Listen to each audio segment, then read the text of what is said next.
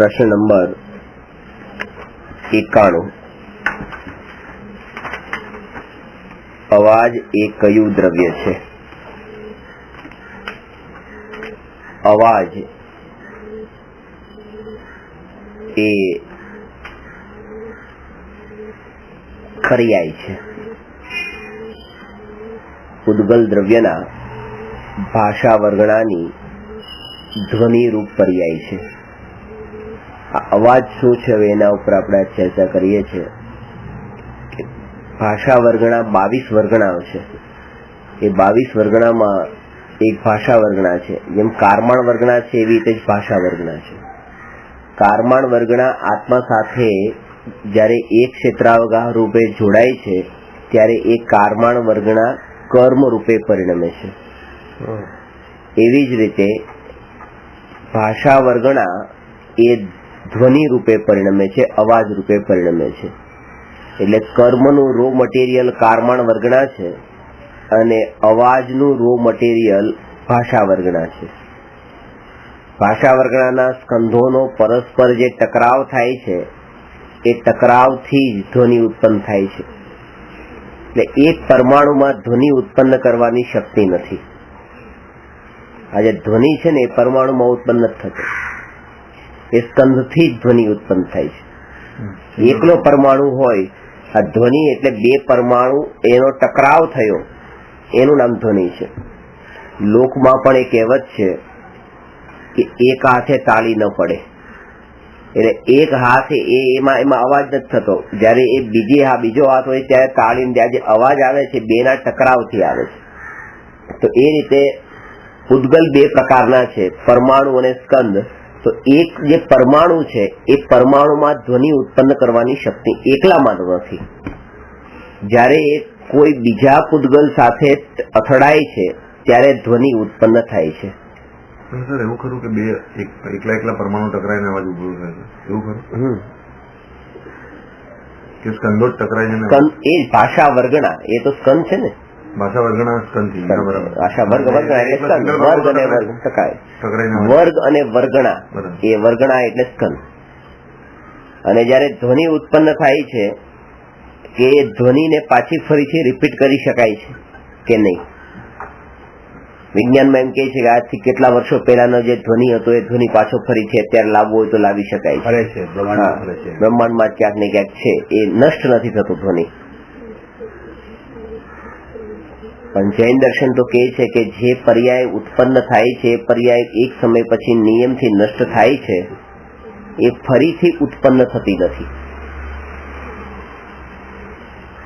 તો અત્યારે જે આ મારો ધ્વનિ છે, આ હું બોલું છું અને આજથી પછી 2 કલાક પછી પાછું ફરીથી તમે એ અવાજને સાંભળ્યો કેસેટમાં, 2 દિવસ પછી પાછો સાંભળ્યો કેસેટમાં, 10 દિવસ પછી પણ સાંભળ્યો કેસેટમાં, તો આ તો એકનો એક ધ્વનિ વારંવાર ઉત્પન્ન થાય છે કે એમ નથી?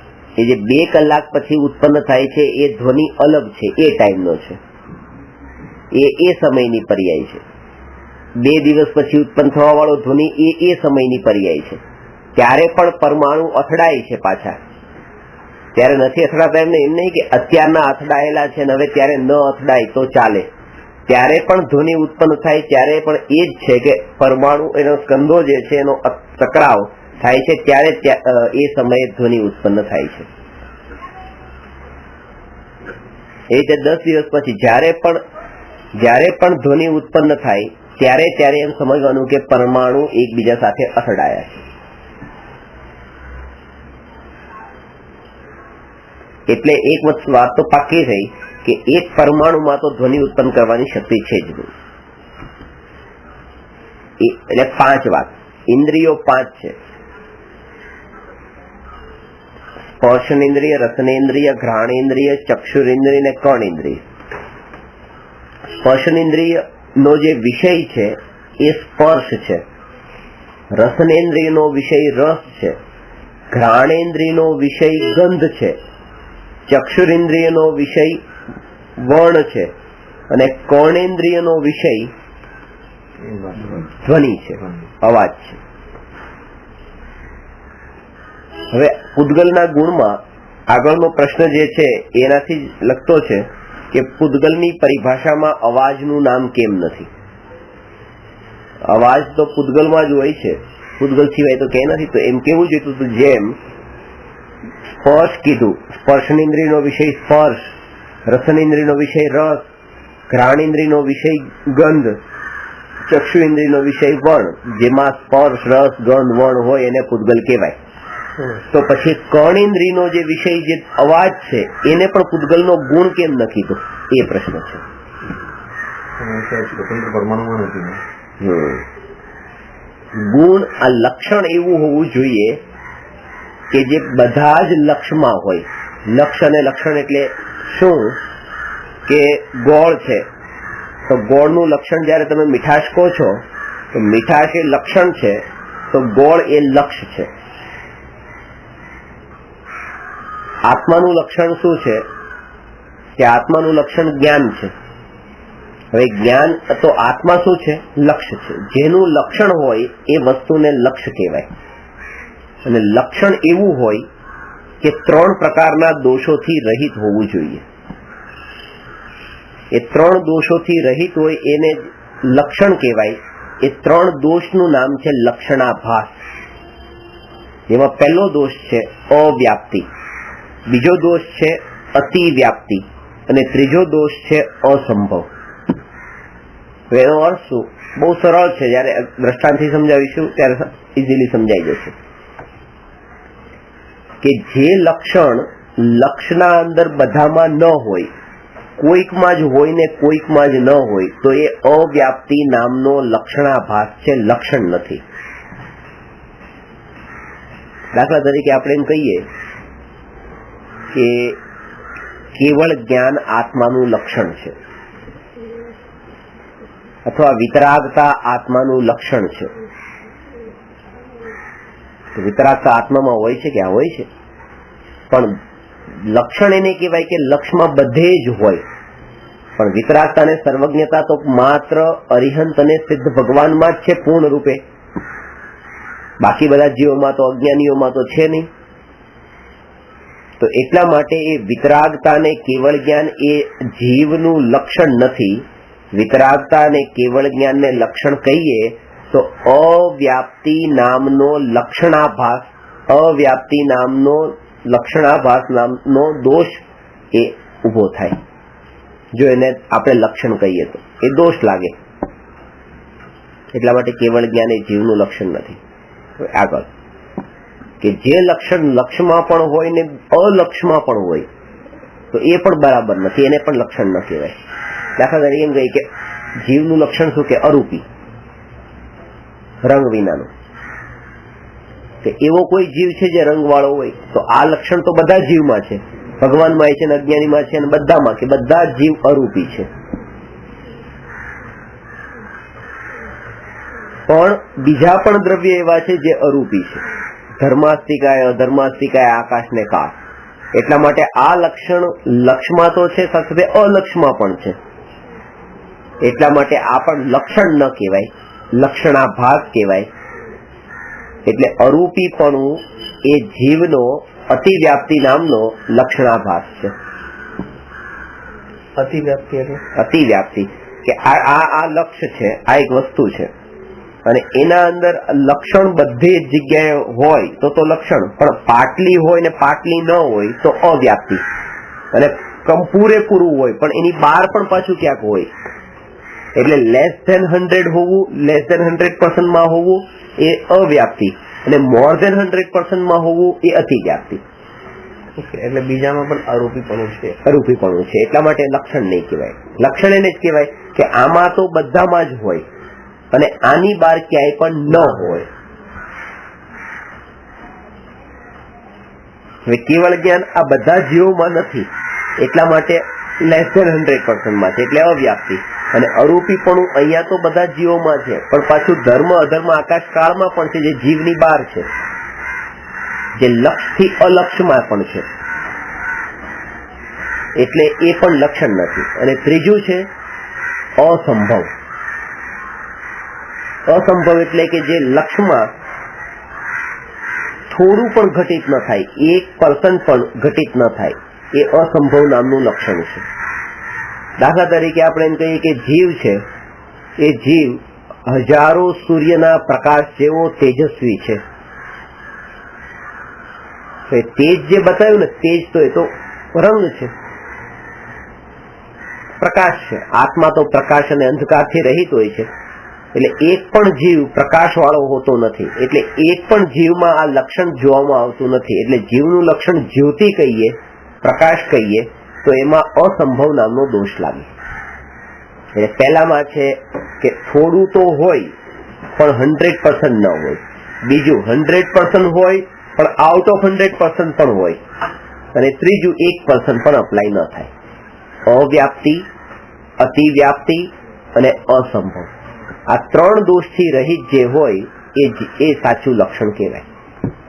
એટલે કે હવે જ્ઞાન એને ઘટિત કરીએ કે જ્ઞાન જીવનું લક્ષણ છે કે એવો કોઈ જીવ છે આ જગતમાં કે જેનામાં જ્ઞાન ન હોય? એ નથી. એટલે અવ્યાપ્તિ નામનો દોષ તો લાગતો નથી, બધામાં છે. હવે એવો કોઈ જીવ સિવાયની વસ્તુ છે કે જેમાં જ્ઞાન હોય? કે એવું પણ કોઈ નથી. એટલે એમાં અતિવ્યાપ્તિ દોષ પણ લાગતો નથી. અને ત્રીજું કે બધા જીવમાં 100% છે ને પાછું, એ તો સત્તા સ્વરૂપ, એવું નથી કે 1% પણ ન ઘટિત થતું, એ તો બધામાં દેખાય જ છે. એટલે અસંભવ દોષ પણ નથી. એ અપેક્ષાએ જ્ઞાન એ જીવનું લક્ષણ છે, કારણ કે આ અવ્યાપ્તિ, અતિવ્યાપ્તિ અને અસંભવ 3 દોષોથી રહિત છે, લક્ષણાભાસથી રહિત છે. એટલા માટે એ જીવનું લક્ષણ છે. હવે આ વાત અહીંયા ઘટિત કરીએ કે અવાજ, શું પૂતગલમાં અવાજ હોતો જ નથી? જો હોતો જ નથી તો અસંભવ દોષ લાગે. અવાજ તો હોય છે પૂતગલમાં, પણ શું ટકરાવતી હોય છે, ટકરાવતી હોય છે, પણ પૂતગલના અંદર હોય છે કે નહીં?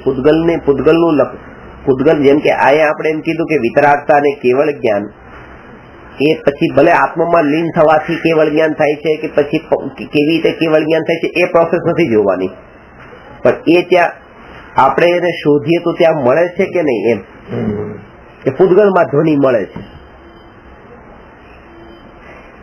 પણ બધા પૂતગલમાં નથી મળતો. કોઈ પૂતગલમાં છે ને કોઈમાં નહીં, પરમાણુમાં નથી. તો એ અપેક્ષાએ એમાં અવ્યાપ્તિ નામનો દોષ લાગે છે. એટલે આનો જવાબ આ થયો, પ્રશ્ન નંબર 92. પૂતગલની પરિભાષામાં અવાજનું નામ કેમ નથી? તો એનો ઉત્તર શું થયો કે અવાજ એ પૂતગલના ભાષા વર્ગણાની ધ્વનિરૂપ પર્યાય છે, અને અવાજ એ બધા પૂતગલોમાં ઘટિત થતો નથી. એટલા માટે અવ્યાપ્તિ નામનો લક્ષણાભાસ છે, એ પૂતગલનું લક્ષણ નથી, પૂતગલનો ગુણ નથી. સમજાવી વાત?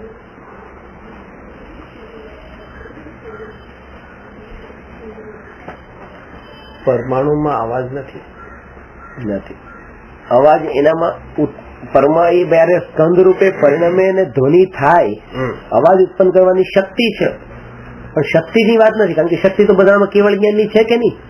પણ તો કેવળ જ્ઞાનને જીવનું લક્ષણ નથી કીધું. લક્ષણ નથી. તો પરમાણુમાં શક્તિ છે પણ ત્યાં ઉત્પન્ન નથી, એટલે પ્રગટ નથી. પરમાણુ અવસ્થામાં એ જયારે સ્કંદ રૂપે પરિણમે, સ્કંદમાં પરિવર્તન થાય, ત્યારે જ આમાં એ શક્તિ, સ્કંદ રૂપે પરિણમન થાય ત્યારે જ એ શક્તિ વ્યક્ત થાય.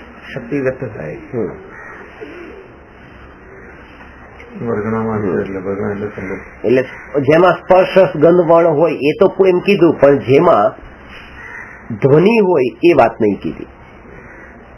પૂતગલની પરિભાષામાં ધ્વનિનું નામ નથી.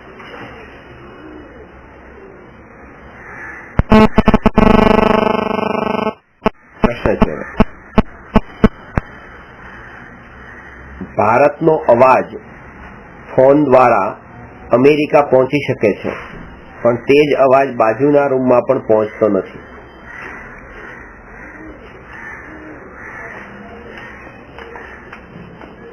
કેમ?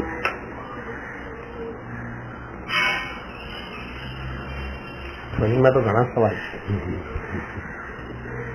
થવા જ જોઈએ.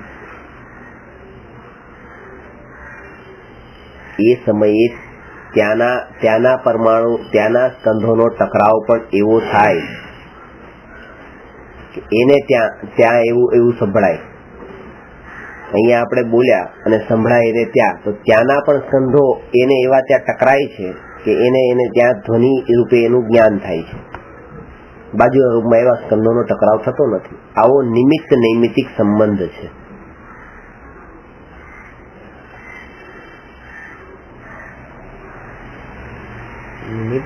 નૈમિતિક સંબંધ. ધ્વનિ તો એ બે ધ્વનિ છે, એ બે ધ્વનિ અહીંયા ઉત્પન્ન થયા. એક અહીંનો ધ્વનિ ને એક ત્યાંનો ધ્વનિ. આપણે બોલે ત્યારે બી થયું. એક જ સમયે બે ટકરાવ છે. અહીંયા પણ ટકરાવ થયો છે ને ત્યાં પણ ટકરાવ થયો છે, અને બાજુના રૂમમાં ટકરાવ નથી થયો. સીધી વાત છે કે જ્યાં ટકરાવ થાય છે તો કે આપણે જયારે બોલીએ ત્યારે જ પાછું એને સંભળાય એવું કેમ?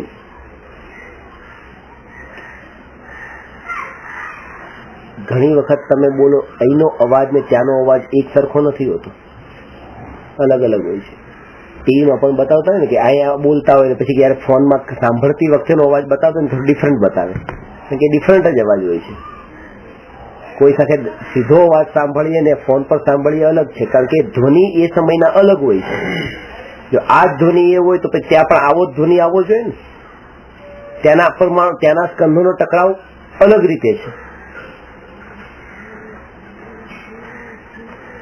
એટલે બંનેનું સ્વતંત્ર પરિણમન છે એ સમજવાનું.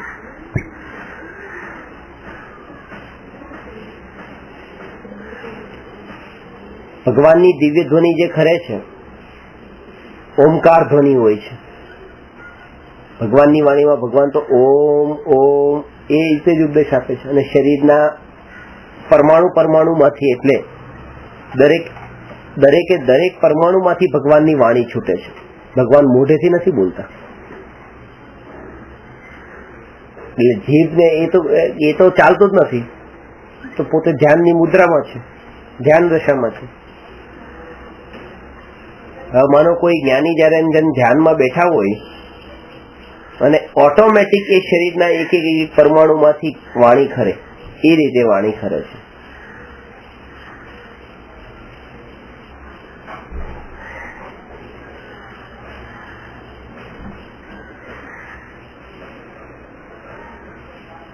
અને ઓમ ધ્વનિ રૂપે છે.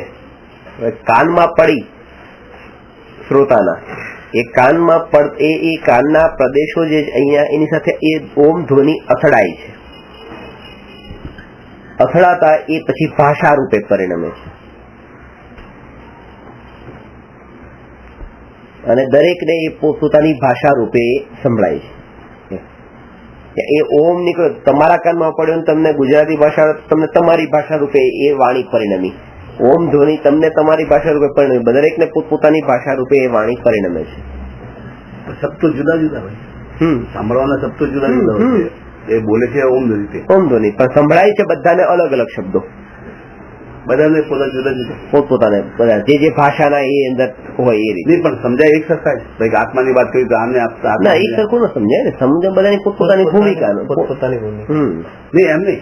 મતલબ એમને મને સમજાય કે આત્માની વાત કરે છે, એમને પણ સમજાતું હશે કે આત્માની વાત કરી, એમને પણ સમજાય. વસ્તુ એક જ હોય ને, સ્વરૂપ એક જ હોય ને, ભાષાનું સ્વરૂપ એક જ. હવે એમાં ડિફરન્સ હોઈ શકે, સ્વરૂપ એક જ છે.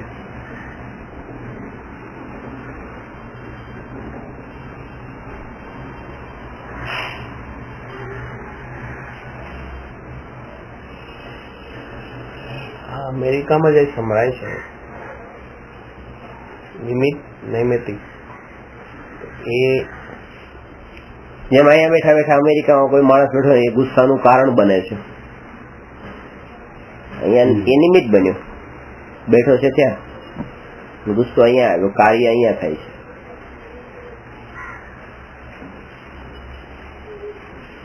નિમિત્ત તો ગમે એટલું દૂર હોઈ શકે. એ દૂરીના કારણે આપણને એમ લાગે છે કે આ કેવી છે, એ આશ્ચર્ય. એટલે તો કીધું ને કે અલુકાકાશનું પરિણમન હોય ને અલુકાકાશના અંદર જે કાળાનો છે અલુકાકાશના પરિણમનમાં નિમિત્ત બને છે. આગળ આવશે. અલુકાકાશમાં પણ પરિણમન થાય છે. કાળ દ્રવ્ય ત્યાં છે જ નહીં અલુકાકાશમાં. એ આવશે ત્યાં તમને ડિટેલમાં બતાવીશ. આ બધા પૂતગલની પર્યાયો છે. હવે આ અંધકાર ને પ્રકાશ એ પણ 94 અંધકાર ના જવાથી પ્રકાશ આવે છે કે પ્રકાશ આવવાથી અંધકાર જાય છે. આ બંને એક સાથે થાય છે પણ બંનેની અવસ્થા બંનેનું પરિણમન સ્વતંત્ર છે. એટલે અહીંયા આ વાત તો બહુ સ્થૂળ થઈ કે સ્વિચ ઓફ કરી એટલે અંધારું થઈ ગયું અથવા સ્વિચ ઓન કરી એટલે અજવાળું થયું. તો સ્વિચ ઓન કરવાથી પ્રકાશ આવ્યો અને અંધારું ગયું, તો સ્વિચ ચાલુ થવાથી નથી થયું.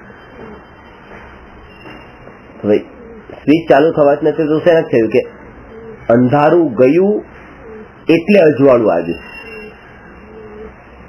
જે પોતે કાર્ય રૂપે પરિણમ્યું છે ને યહ પરિણમતી સકર્તા, એટલે આ કે આ પોતે જ અંધારાના પરમાણુઓ જે હતા અહીંયા એ તે પછી પરિણમીને અજવાળા રૂપે થઈ ગયું.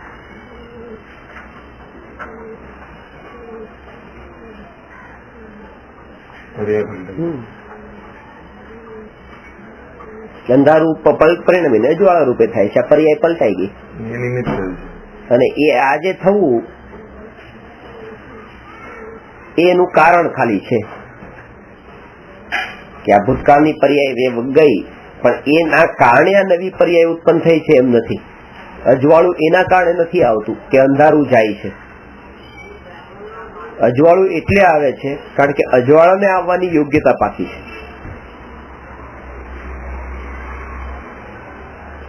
એ બંને સાથે સાથે થતા હોય પણ એકનું એ પોતાનું છે આનું સ્વતંત્ર પોતાનું છે. એક ઘરના અંદર માનો કે પિતાનું મરણ થાય છે, પુત્રનો જન્મ થાય છે, પાછો પુત્ર છે પિતા થાય છે, પાછું એનું મરણ થાય છે, પાછો પુત્રનો જન્મ થાય છે. એ જે ચાલતું રહે છે સાયકલ, ઘર ભરાઈ નથી જતું. હવે પણ જે પુત્ર આવે છે એ પિતા જતા રહે છે એટલે આવે છે કે પિતા જતા રહે છે એટલે પુત્ર આવ્યો છે, પુત્ર આવ્યો છે એટલે પિતા ગયા છે, એવું નથી. બંને એક જાય છે પોતાની રીતે, એક આવે છે પોતાની રીતે,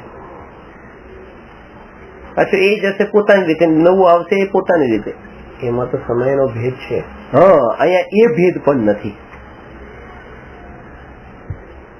એક જ સમય એક એનું કારણ શું છે કે એક એનું વ્યય રૂપ કામ છે અને આ ઉત્પાદ રૂપ કામ છે. ઉત્પાદ, વ્યય અને દ્રવ્ય આ ત્રણે ત્રણ સ્વતંત્ર છે. આમાં દ્રવ્ય ક્યાં આવે છે? દ્રવ્ય એટલે આ પરમાણુ. રંગ આ અજવાળું જે છે, માનો કે અજવાળાનો રંગ, અંધારાનો રંગ, તો અજવાળું પણ એક રંગ છે, અંધારું પણ એક રંગ છે. રંગ એનો ધ્રુવતા છે. એટલે આંખ વડે આપણને રંગ દેખાય છે, પણ એ રંગ દેખાય છે એ પણ આંખ વડે અને રંગ વડે રંગ દેખાય છે. અંધારું છે એવું નથી. હા, એ તો પરમાણુ જ છે.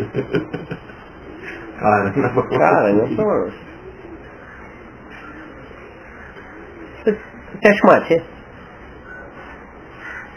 કાળા રંગના ચશ્મા છે. એટલે મેઇન એ છે કે જયારે આપણે જે ચશ્માની જરૂર છે ચશ્મા જયારે નથી હોતા ત્યારે આપણને નથી દેખાતું. કોઈને જે છે કે જે નંબરના ચશ્મા છે ને એ નંબરના ચશ્મા પહેરે તેને દેખાય છે, પણ બીજાના ચશ્મા એ પોતે પહેરી લે તો નથી દેખાતું. ઘુવડ ને એના અંધારામાં દેખાય છે અને અજવાળામાં નથી દેખાતું. માટે અંધારો જોડે.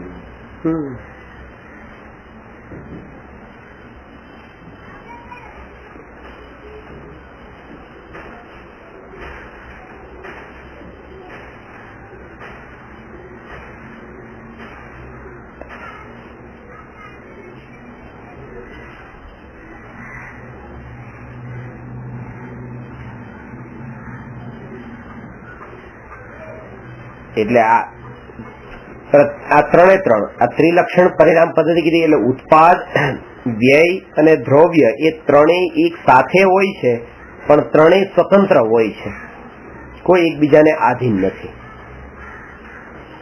એવી જ રીતે કે મિથ્યા દર્શન ગયું અને સમ્યક દર્શન પ્રગટ થયું. સંસારનો નાશ થાય છે એટલે મોક્ષ પ્રગટ થાય છે, કે મોક્ષ પ્રગટ થાય છે એટલે સંસારનો નાશ થાય છે? એમ નથી. મોક્ષ પ્રગટ થાય છે મોક્ષની પર્યાયની ઉત્પાદના કારણે, સંસારનો નાશ થાય છે વ્યયના કારણે. ઉત્પાદ ઉત્પાદને આધીન છે, વ્યય વ્યયને આધીન છે, દ્રવ્ય દ્રવ્યને આધીન છે, અને તેમ છતાં ત્રણેય એક સાથે છે. એટલે એના પર બ્લેમ નથી કરવાનો. એક પર્યાયનો બ્લેમ પણ બીજી પર્યાય ઉપર જયારે નથી કરવાનો, તો આના ઉપરથી એ સમજી શકાય કે માનો કે આ એક પર્યાય કોઈ થઈ, એના માટે આ બીજી પર્યાય જે વ્યય થઈ એ પણ આના ઉત્પાદનું કારણ નથી, તો કોઈ બીજો વ્યક્તિ આ પર્યાયના ઉત્પાદનું કારણ આપણે માનીએ કે કોઈ વસ્તુને ઉત્પાદનું કારણ માનીએ કે આના કારણે આ કાર્ય થયું, એ ખોટું છે. આમાં સમજવાનું આ દોષ નથી, કર્તૃત્વનો દોષ ટળી જાય છે. કે જયારે ખબર પડી કે આ અંધારું જવાથી પણ અજવાળું નથી આવ્યું, તો પછી આ સ્વિચ ઓન કરવાથી મેં આ અજવાળું કર્યું, એ વાત ક્યાંથી આવી?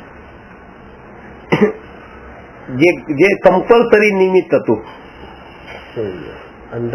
અંધારું જાય અને અજવાળું આવે, તો અંધારું તો જાય એ કમ્પલસરી છે કારણ. તો એ કમ્પલસરી કારણ હતું, એ પણ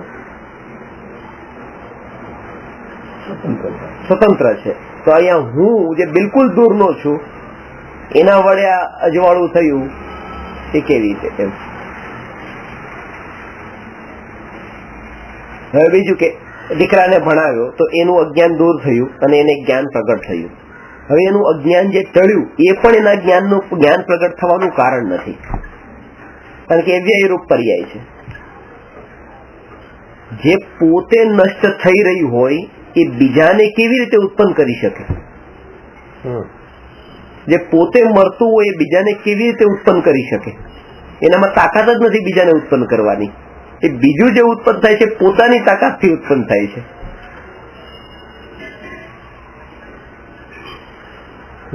એટલે એક સમયમાં બે કામ થાય છે કે એક પર્યાય વ્યય થાય છે. અજ્ઞાન તો પોતે મરી રહ્યું છે, જે પોતે પોતાને ન બચાવી શક્યું એ બીજાને શું ઉભું કરે? બંને સ્વતંત્ર છે. એ રીતે મિથ્યાત્વ તો નષ્ટ થઈ રહ્યું છે, તો એ સમ્યક દર્શનને પ્રગટ કેવી રીતે કરાવી શકે? શક્તિ જ નથી એનામાં. એટલે સમ્યક દર્શન જે પ્રગટ થાય છે એ પોતાની યોગ્યતાથી.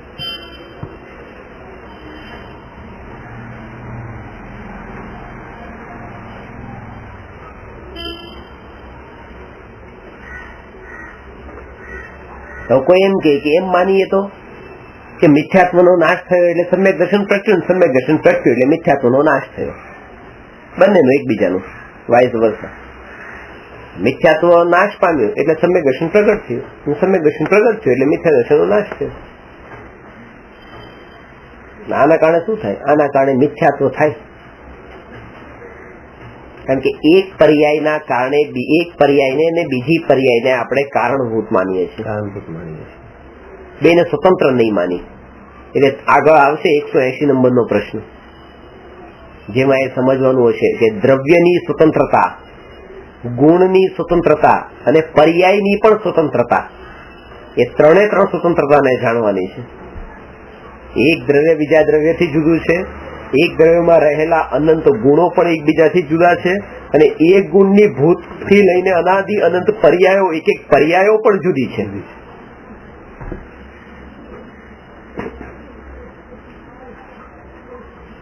એ ચારે ચાર પર્યાયો એક સમયમાં સ્પર્શ, રસ, ગંધ અને વળ, ચારેય પર્યાય એક સમયમાં ઘટિત થતી હોય. રોટલી છે એને ગેસ પર મૂકી એટલે ત્યાં ગરમ થઈ 10 મિનિટ સુધી રાખી, એવી ગરમ થઈ કે કડવી કડવી થઈ ગઈ, વાસ આવવા લાગી અને કાળી થઈ ગઈ, કડક થઈ ગઈ, વાસ આવવા લાગી, કાળી કાળી થઈ ગઈ બળીને. 4 વસ્તુ બતાવી છે એમાં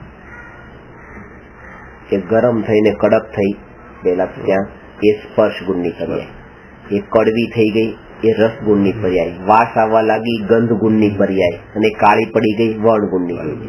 4 અવસ્થા ત્યાં થઈ. હવે જયારે પણ આપણે કહીએ કે આવું કોના કારણે થયું, કે 10 મિનિટ સુધી ગરમ થઈ ને, એ ગરમ થઈ એટલે વાસ આવવા માંડી, એટલે બળી ગઈ, એટલે કાળી થઈ ગઈ. ગરમ થઈ છે એટલે કાળી નથી થઈ. એની કાળી થવાની પર્યાય વર્ણ ગુણની છે, એ પર્યાય એની કાળી થવાની હતી એટલે કાળી થઈ છે, અને સ્પર્શ ગુણની પર્યાયમાં ગરમ થવાની હતી એટલે ગરમ થઈ છે. બીજી કોઈ વસ્તુ ત્યાં મૂકી હોત તો એવી કાળી ન થાત, એ ગરમ થયા પછી કોઈ બીજા રંગ રૂપે થાત. તો એની એ પર્યાય વર્ણ ગુણની કોઈ પર્યાય અલગ રૂપે થવાની હોય તો અલગ રૂપે થાય. કોઈ વસ્તુને બાળ્યા પછી એમાંથી વધારે સુગંધ આવવા માંડે, આમાં દુર્ગંધ આવવા માંડી, તો એની એ પર્યાયની યોગ્યતા છે.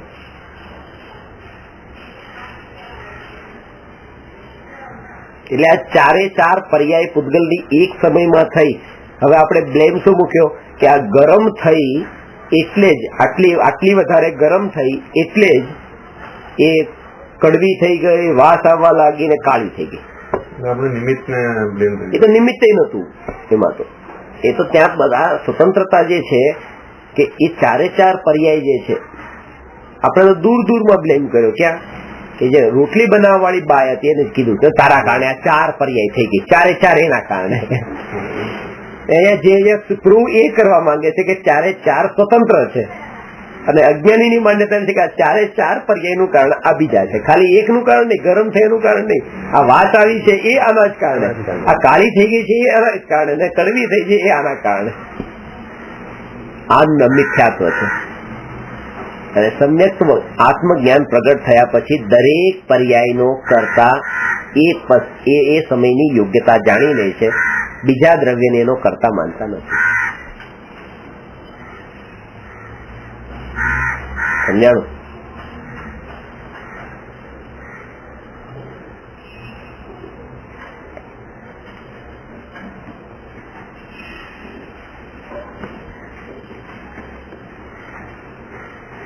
એની એવી રીતે લેવાનું. નિગોદમાં એક જીવ મોક્ષે જાય છે અને એક જીવ નિત્ય નિગોદ માંથી બહાર નીકળે છે, પાછો મોક્ષે જાય છે અને પાછો બહાર નીકળે છે. એ નવા જીવો મોક્ષે જાય છે, નવા જીવો બહાર નીકળે છે. તો આ જાય છે એટલે આ બહાર નીકળ્યા છે એમ નથી.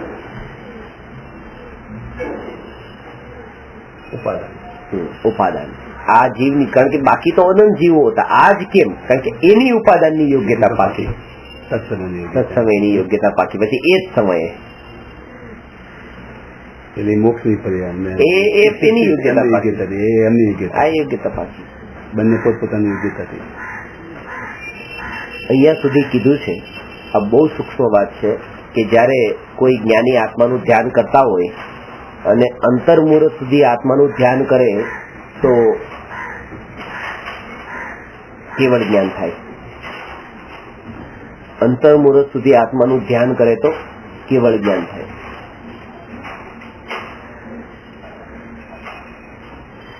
ધ્યાનની દશામાં છે અને આખા લોકાલોકને જાણતા નથી અત્યારે. કેમ? કારણ કે હજી આત્માની યોગ્યતા પાકી નથી. 12 વાગે કેવળ જ્ઞાન થવાનું છે, તો 12 વાગે યોગ્યતા પાકી કે આખા જગતને જાણે. પણ 12 વાગે ખાલી આ આત્માની યોગ્યતા નથી પાકી, આખા જગતની યોગ્યતા પાકી કે આ વસ્તુ 12 વાગે જ આમાં જણાય, આ વસ્તુ 12 વાગે જણાય, આ વસ્તુ પણ 12 વાગે જણાય. જાણનારાની પણ યોગ્યતા ત્યારે પાકે છે ને જે વસ્તુ જણાય છે એની યોગ્યતા પણ ત્યારે પાકે છે. પ્રમેયત્વ ગુણ શું કહેવાય? તમારે કેવું છે, મારે નહીં. કોઈને જ્ઞાનમાં કોઈને કોઈ જ્ઞાનમાં જણાય. આપણે કેમ એલો કહેવાનો અર્થ એની પણ યોગ્યતા છે. બધું બરાબર છે, પોતપોતાની યોગ્યતા અનુસાર જ થઈ રહ્યું છે કે આ વસ્તુ નથી જાણવી, આ કેમ સામે આવી રહી છે. અરે અત્યારની મારી યોગ્યતા એ છે હું આને જાણું, એની યોગ્યતા એવી છે કે મારામાં જણાય, એની યોગ્યતા છે. ઘણી વાર એવું સામે પડીએ નથી દેખાતી વસ્તુ, ઘણી વાર એવું થાય છે. હવે મારે એને જાણવાની યોગ્યતા છે, હું એને જાણું છું, અને એનામાં મારામાં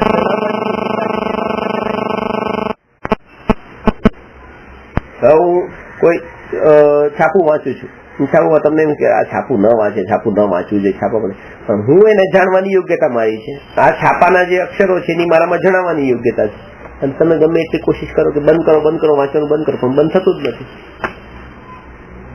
મિયા બીબી રાજી તો ક્યાં કરેગા કાજી. આ હું તૈયાર છું જાણવા, એ તૈયાર છે જણાવવા, હવે બંનેની તૈયારી છે. તો કોઈ ત્રીજો માણસ એમ કે ના ના તમે નહીં જાણો, એવું બને જ કેવી રીતે?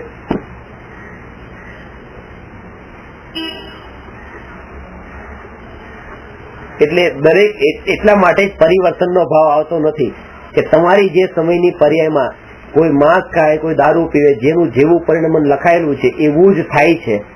પોતે એ વિકલ્પોના અંદર પડવાનું નથી.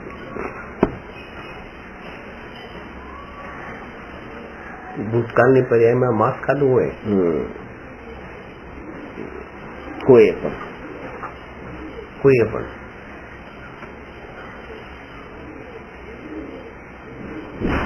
તો એને કોઈએ પણ નહીં, આપણે જ ખાધું હશે તો એ આપણે નહીં ખાધું. એ વખતની પર્યાય હતી, અને પર્યાય જતી રહી. એટલે આગળ એ બધા એ વિષયને આખું સ્પષ્ટ સમજવાનો છે કે જે પર્યાય અત્યારે છે એ પર્યાય ભૂતકાળની પર્યાય હતી, એ વર્તમાનમાં રહી નથી.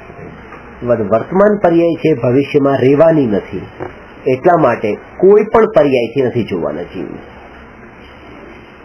કારણ કે જયારે તમે મહાવીર ભગવાનને જો ને ભૂતકાળની પર્યાયને યાદ કરો તો માંસ ખાતા હતા એ નજરમાં આવશે કે અરે આ તો સિંહ હતા ત્યારે માંસ ખાતા હતા. એ ભૂતકાળથી જોશો તો દર્શન કરવાનો ભાવ જ નહીં આવે.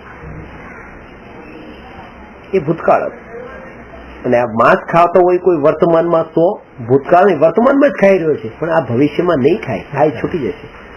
એટલા માટે એના ઉપર પણ દ્વેષ નહીં. એટલે કોઈને પર્યાય દ્રષ્ટિએ જોવાનો જ નહીં. Why should be waste our time. જયારે વેસ્ટેજ જ છે, જયારે આપણે જોઈએ ત્યારે એવું લાગવું જોઈએ કે શું વેસ્ટેજ, કે એટલા ટાઈમ માટે મેં મારો આનંદ ગુમાવી દીધો. આનંદ મારે એવું જોઈતું, આનંદ નહીં લીધો. ઓલવેઝ હવે અંદરથી આનંદમાં રહેવાની કોશિશ કરજો, શાંત નહીં, આનંદમાં જ રહો. આનંદ કેવી રીતે હોય? આનંદ કેવી રીતે હોય કે આ જગતમાં મારું કઈ નથી, મારે કઈ ચિંતા કરવાની જરૂર નથી, હું નવરો થઈ ગયો, આ જ આનંદ. એમ આનંદ લેવાનો એ બરાબર છે. કારણ કે આનંદ એટલે પછી ગાંડાની જેમ આનંદ લેતા એમ લાગે શું છે, ખરેખર તો એ ગાંડા થવાનું છે તો જ આનંદ આવે. મારું શું આમાં, મારું તો કઈ નહીં. એ લાવવું મુશ્કેલ છે કે જરૂરી છે. બેઠો મલક તો હોય ને.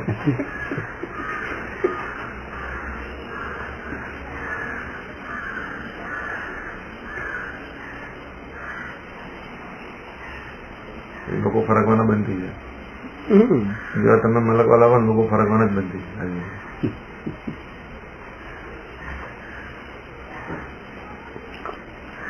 જેની પાસે કઈ નથી પણ તોય દુઃખ તો છે કે મારાપણું તો કોઈકમાં તો શરીરમાં કઈ વસ્તુમાં કઈ મારાપણું છે. હવે અહીંયા એ માનવાનું કીધું કઈ એટલે કઈ મારું નથી,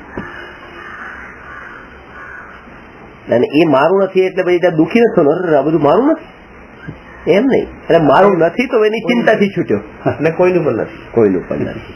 હા હા, નહીં તો પાછી ચિંતા લાગે બીજા કોઈનું છે, મારું બી નથી, મારી પાસે તો સસ્તી મોટી. કવિએ લખ્યું છે એક જ વર્ડ છે આમાં, બધું સ્વતંત્ર છે. ભિખારી હોય એ ભિખારી ભીખ માંગે છે, એની પાસે કઈ નથી. ભિખારી એક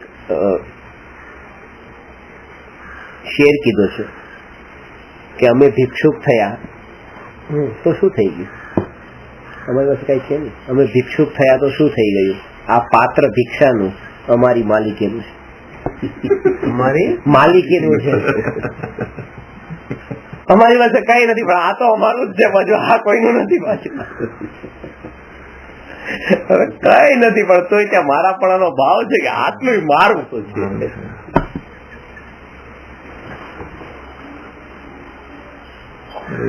એટલા માટે આમ લાગે કે બહારમાં આની પાસે કઈ નથી તો આ જ્ઞાન કેમ નથી પામતા, પણ ક્યાંક ને ક્યાંક તો હજી મારાપણું પડેલું છે. જીવનો લક્ષણ આ ભાગ છે. હવે સમજાઈ ગયો.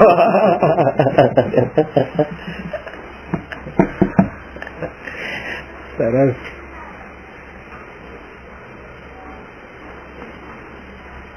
આ જ કળા છે. આ બધા સિદ્ધાંતો ખરેખર જો સમજમાં આવી જાય છે તો આખું જીવન આખું પલટાઈ જાય. બધું છૂટવાનું કઈ નથી, પણ તમારે જીવન જીવવાની આખી કળા કે તમારે ત્યાં આખી વિચારની પ્રક્રિયા જે તમારી ચાલતી હોય છે આખી બદલાઈ જશે. પણ પેલા એ જ કરવાનું છે. છૂટી જાય તો બહુ સારું છે, પણ પહેલા સમજીને, તો છોડ્યા પછી પાછા વિકલ્પ આવશે. મેં જે છોડ્યું કે આ બધા પાસે છે, મારી પાસે નથી પાછું. જે છોડ્યું એનું તો કઈ નથી એને ત્યાં. એટલે પૂરો નિર્ણય કરીને એ તો ઈઝી નથી. ઊંધે લાગવું જોઈએ ક્યારે કે જેની પાસે આ બધું ભેગું કરેલું છે એ દુઃખી લાગે ને તો એમ લાગે મારે આવું ભેગું નથી કર્યું.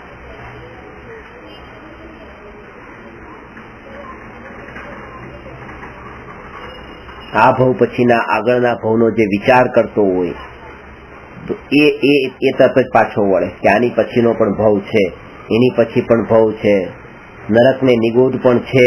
આ બધું જેને જોયું તો એ પછી પાછો વળે કે ના. 95મો પ્રશ્ન છે, પર્યાયનું પરિણમન કોણ નક્કી કરે છે?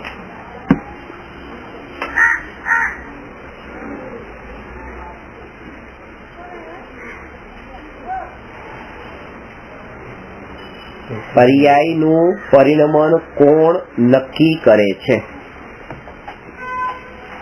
આમાં બે શબ્દ, આમાં જ એનો જવાબ છે. ખાલી બે શબ્દ કાઢી નાખવાના છે, કોણ અને કરે.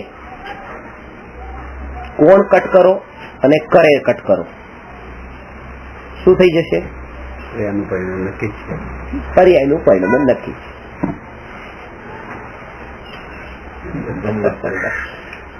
કોણ નક્કી કરે છે? આ બે શબ્દ એક્સ્ટ્રા છે. આમ પ્રશ્ન નાનો હોય જવાબ મોટો હોય. આ પ્રશ્ન મોટો છે ને એમાં જ જવાબ છે ને નાનો કરી એનો જવાબ છે. પર્યાયનું પરિણમન નક્કી છે. ક્રમબદ્ધ પર્યાય, ક્રમબદ્ધ પર્યાયની ચર્ચા પણ આગળ આવશે 250 પ્રશ્ન પછી. આમાં આટલું ખાસ સમજવાનું કે પર્યાયનું પરિણમન નક્કી છે ને નક્કી કોઈ કરતું નથી. આની જાગૃતિ રહી ને તો પણ ઘણું છે. નક્કી છે એ કરતા એ જાણ્યું કે એનું પરિણમન નક્કી છે, તો એ તમે ક્યારે જાણ્યું કહેવાય કે એ સંબંધી હવે વિકલ્પ ટળી જાય.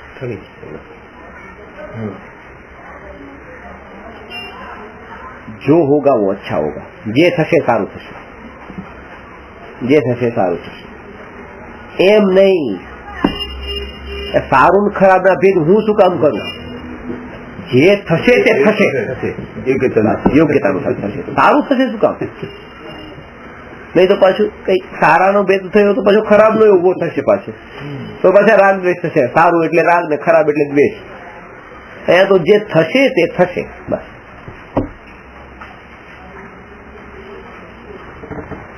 ઇનિશિયલ સ્ટેજ ઉપર હતું જે થશે એ સારું થશે, જો હોગા વો અચ્છા હોગા. હવે અહીંયા જે થશે એ થશે, જે થશે તે થશે. એટલે ત્યાં અચ્છાની ભાવના તો પડેલી જ છે અંદર. પણ પેલા હતી ભાવના કે જો હોગા વો અચ્છા હોગા. હવે તો અહીંયા જો હોગા વો હોગા, જો હોગા હોગા. આ પોઝિટિવ થિંકિંગ. પહેલી પોઝિટિવ હતી પણ એકચ્યુઅલી નેગેટિવ હતી. એ નેગેટિવ હતી. આજે મારી ગાડીનું એક્સિડન્ટ થવાનું જ છે. કોઈ કે સાહેબ હું નેગેટિવ વિચાર શું કામ કરો છો? ગાડીનું એક્સિડન્ટ થવાનું આવું નેગેટિવ વિચાર નહીં કરવાનો. જયારે નીકો ત્યારે એ જ કે કઈ નથી થવાનું. આજે મારી ગાડીનું એક્સિડન્ટ થવાનું જ નથી. આ પોઝિટિવ વિચાર છે કે નહીં. એકોર્ડિંગ ટુ જેનિઝમ બે નેગેટિવ છે.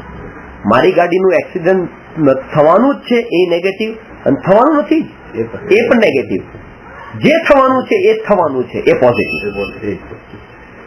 એક્સિડન્ટ થવાનું છે અને થવાનું નથી એમ નહીં, જે થવાનું છે તે થવાનું છે એ પોઝિટિવ છે. આજે વેપાર થવાનો જ નથી તો ક્યાં નેગેટિવ વિચાર નહીં કરો. નહીં, આજે થશે જ ને, દુકાને જાવ છું વેપાર થશે, આ પોઝિટિવ કે આ નેગેટિવ છે.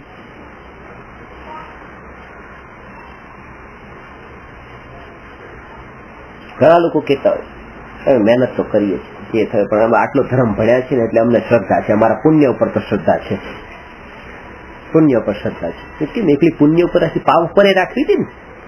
શ્રદ્ધા તો દેહની કરવાની છે કે ભાઈ પુણ્ય નો આવશે તો ઉદય પુણ્ય નો આવશે, પાપ નો આવશે તો પાપ નો આવશે. પેલી તો નેગેટિવ શ્રદ્ધા થઈ ગઈ, એકાંત વાળી શ્રદ્ધા થઈ ગઈ. અનેકાંત તો એનું નામ છે કે જે ઉદય હશે એ આવશે, ચાહે પુણ્ય નો કે પાપ નો. મને તો મારા પુણ્ય ઉપર ભરોસો છે, પાપ ઉપર પાક્કો ભરોસો છે. ભય જ મટી જાય, ભય જ મટી જાય. બે ઉપર ભરોસો મૂકવાનો છે.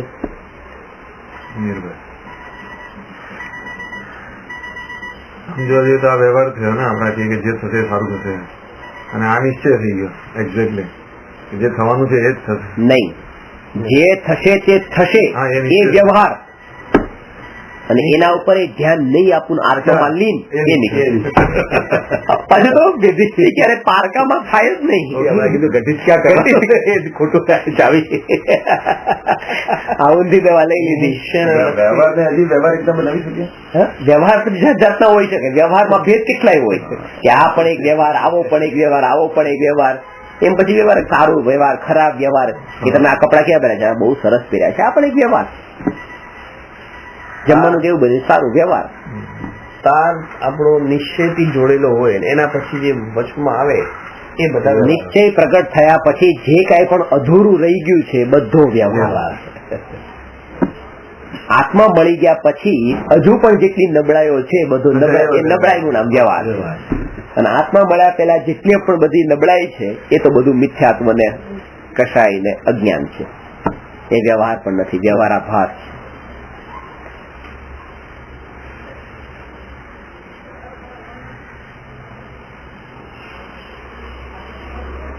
એટલે બપોરે શું કરવાનું છે, કાલ સાંજે શું કરવાનું છે, આ શું કરવાનું છે, એ વિકલ્પ તમે શું કામ કરો છો? વધારે એની ઊંડાણમાં નહીં જાઓ, બહુ ઊંડાણમાં નહીં જવાનું, કોઈ ઉપર વધારે વિચાર નહીં કરવાનો. ભૂતકાળ ઉપર તો બિલકુલ જ નહીં કરવાનો, કારણ કે એનો પતી ગયો.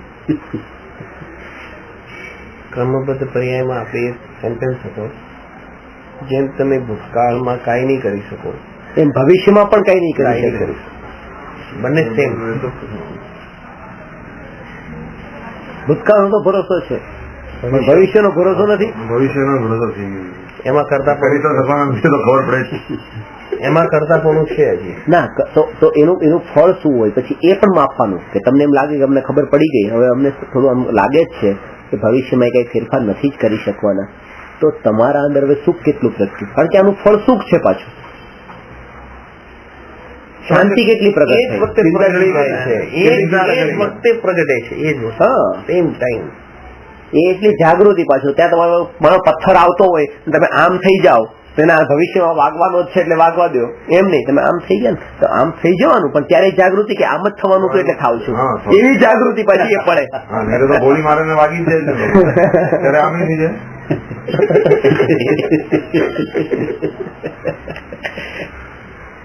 એ તો પથ્થર ની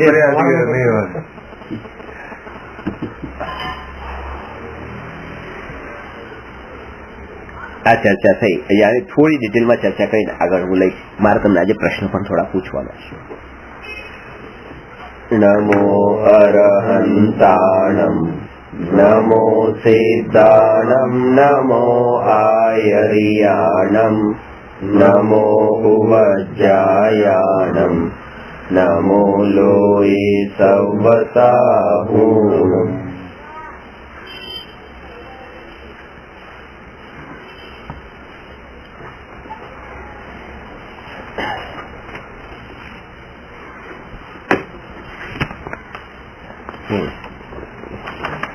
કેટલા કર્યા છે તમે યાદ? તમે કઈ નથી કર્યા તો હવે આવતી વખતે યાદ કરીને આવજો. હવે તમને 10 દિવસનો ગેપ મળે છે. આપણે 25 કર્યા છે. 17મી તારીખે હું આવવાનો છું. 17મી રાતના 8 વાગે આપણે મળવાના છીએ. સોમવાર 17મી સોમવાર આવે છે. 17મી રાત્રે 8 વાગે મળશું.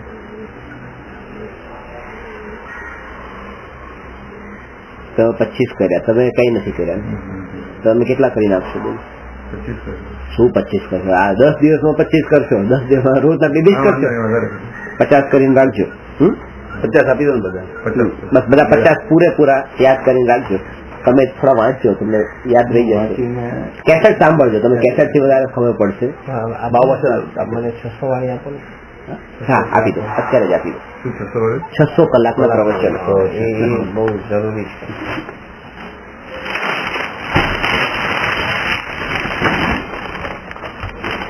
પણ આમાં છે ને મારી પાસે પેલું નથી, કવર નથી. મને એટલા માટે જ હું તમને આજે નતો આપતો. કવર આવે પછી આપું. બે આપો. હા હા, ચોક્કસ. જેટલી જોઈએ એટલી ઢગલા બંધ છે.